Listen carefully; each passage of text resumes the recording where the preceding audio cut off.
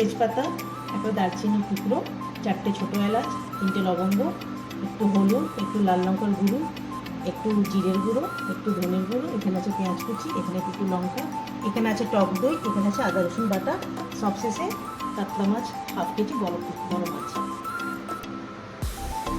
আসুন এবার রেসিপিটা আমরা শুরু করি। গ্যাসটা ধরিয়ে নিলাম।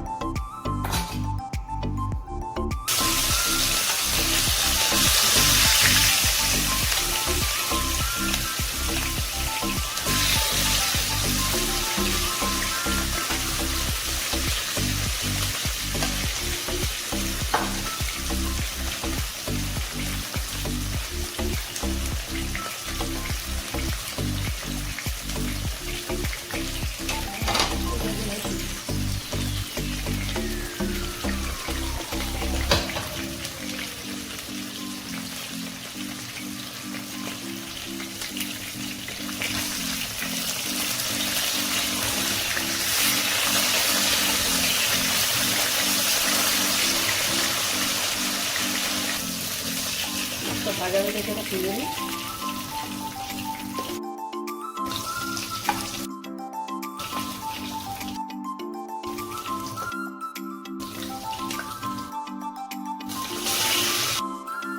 এরপর বাকি সব মাছগুলোকে ভেজে নিই।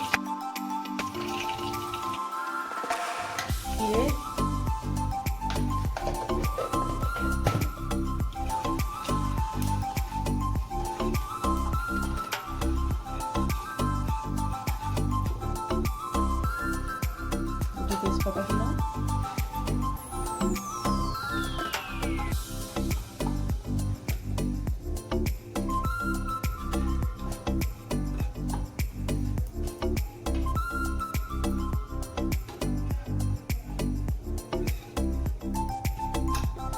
এবারে পেঁয়াজ কুচিগুলো দিয়ে দিই।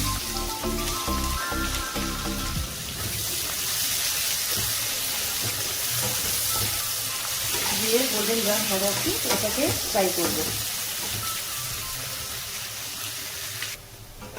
পেঁয়াজটা গোল্ডেন ব্রাউন ভাজা হয়ে গেছে, এরপরে আদা রসুন বাটাটার মধ্যে দিয়ে দেবো।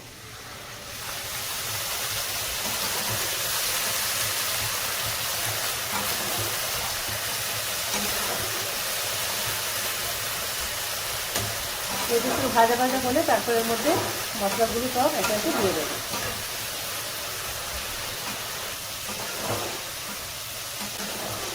মশলাটা একটু ভাজা ভাজা হয়ে গেছে, এরপরে গুঁড়ি মশলাগুলো এর মধ্যে সব মশলাটার জন্য একটু জল দিয়ে দিচ্ছি।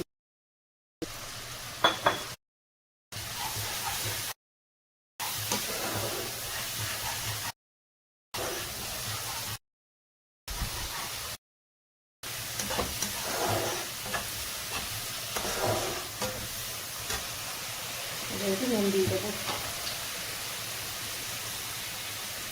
পরিমাণ মতো নুন দিয়ে দিলাম।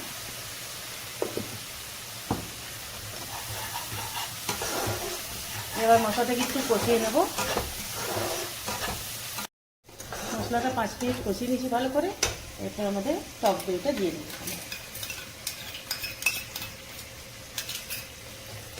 দিয়ে 5 মিনিট আগে এটাকে কষাবো ঢাকা দিয়ে।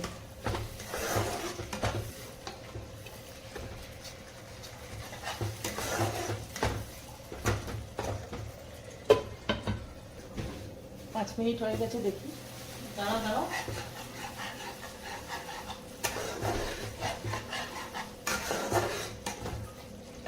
এবার এতে একটু মিষ্টি দিয়ে দেবো আমরা, অল্প একটু মিষ্টি দিয়ে দেবো।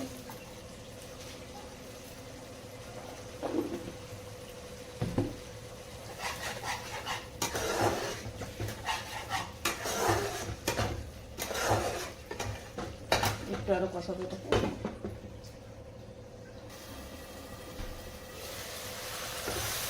5 মিনিট মতো আরো কষিয়ে নিলাম।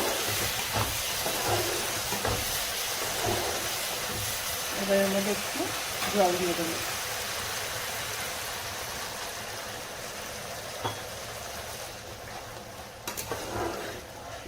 1 কাপ মতো একটু জল দিয়ে দিলাম।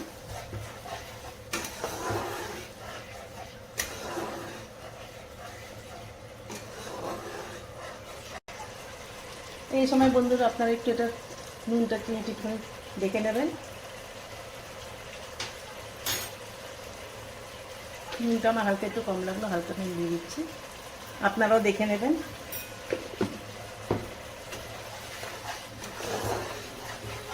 এবারে এর মধ্যে মাছগুলো আমরা দিয়ে দেবো একে একে।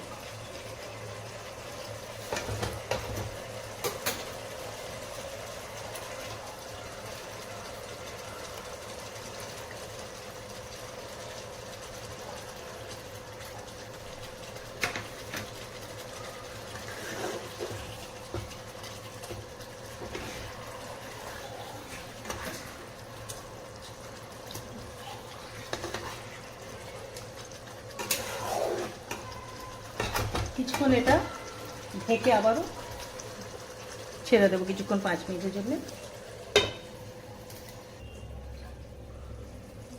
বন্ধুরা এবার আমরা এর মধ্যে 2টো কাঁচা লঙ্কা দিয়ে দেবো, দিয়ে এটাকে 2 মিনিটের মতন আরও রাখবো।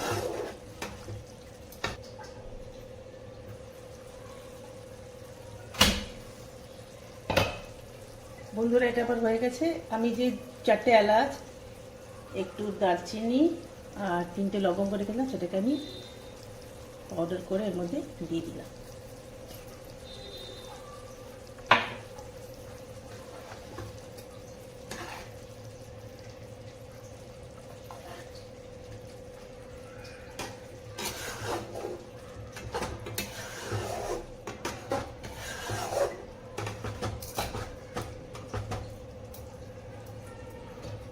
এক মিনিট আবার আরও এটাকে রাখবো সিম মাছ করে।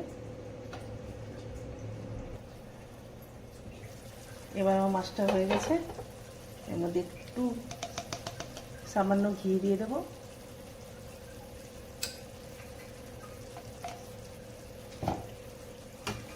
ব্যাস আমার রান্নাটা হয়ে গেল। এবার আমি এটা প্লেটিং করে আপনাদেরকে দেখাচ্ছি। হয়ে গেছে রেডি কাতলা কালিয়া।